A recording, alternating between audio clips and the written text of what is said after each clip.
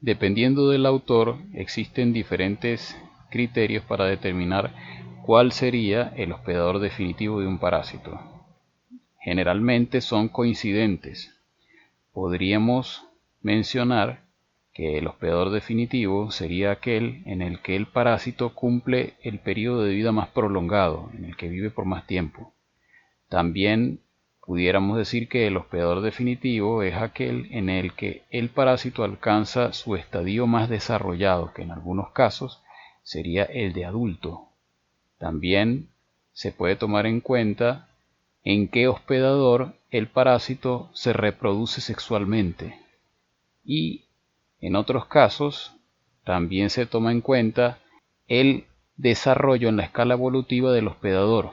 Se escoge como hospedador definitivo aquel que esté más alto en la escala evolutiva.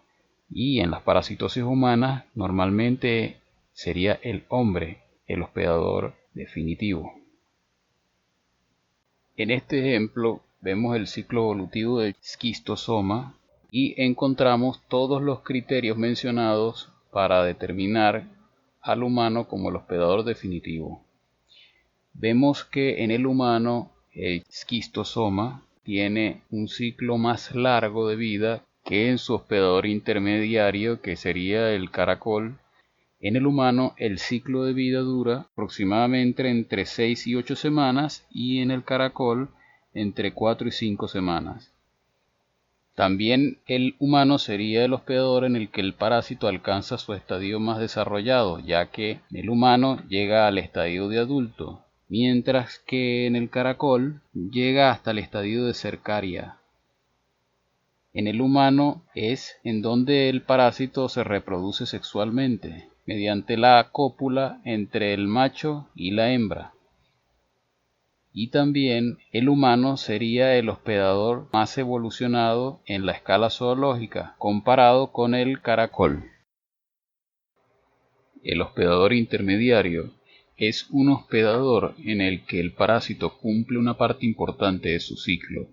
Puede ser que se multiplique en él o puede ser que evolucione en él.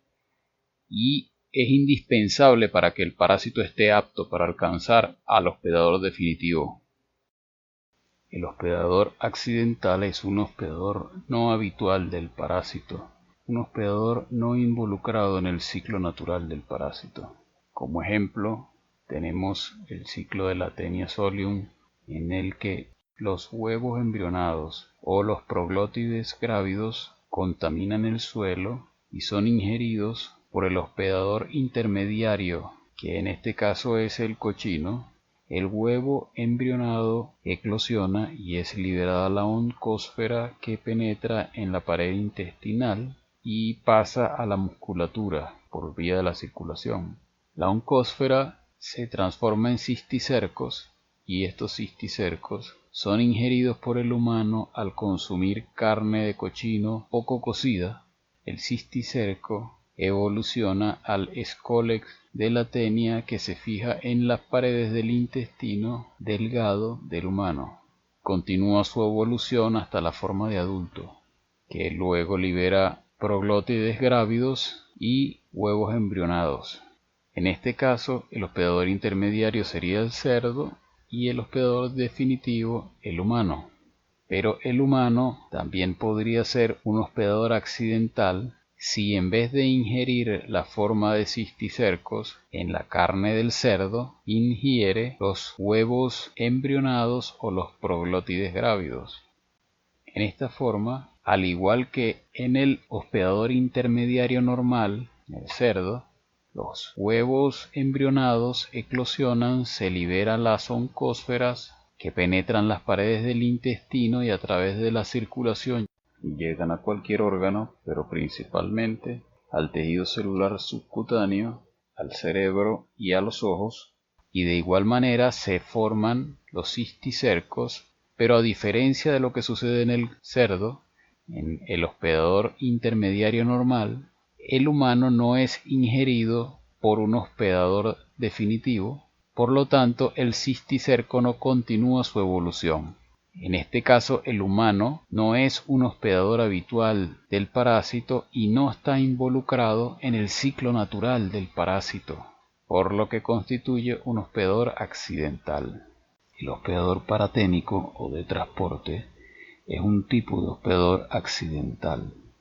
Quiere decir que en él el parásito no podrá continuar con su ciclo habitual, pero a diferencia de los hospedadores accidentales, el hospedador paraténico es ingerido por el hospedador definitivo, haciendo de transporte del parásito hasta el hospedador definitivo.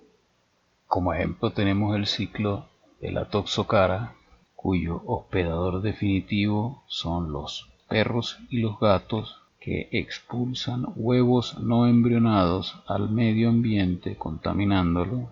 En el medio ambiente estos huevos se convierten en huevos embrionados y son infectados nuevamente los hospedadores definitivos para continuar el ciclo natural.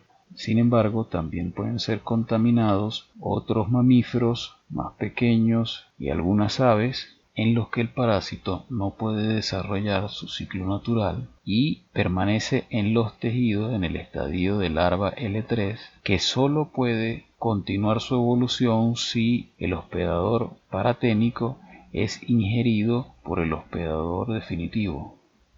El humano también puede contaminarse con los huevos embrionados del parásito, pero a diferencia del hospedador paraténico, el humano no es ingerido por el hospedador definitivo, por lo que el parásito no puede continuar con su ciclo natural.